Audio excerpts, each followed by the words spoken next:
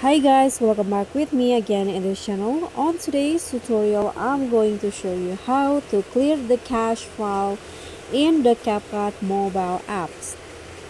So here I've already opened my CapCut mobile, and to easily clear the cache, you can just go to CapCut settings. At the top right corner here, click on the gear icon. Then scroll down and you'll find the clear cache option. So click on this and there will be a box right here. So don't worry, if you clear the cache, it won't delete your draft. So if you are sure to clear the cache, just click on OK. Now the cache has been cleared.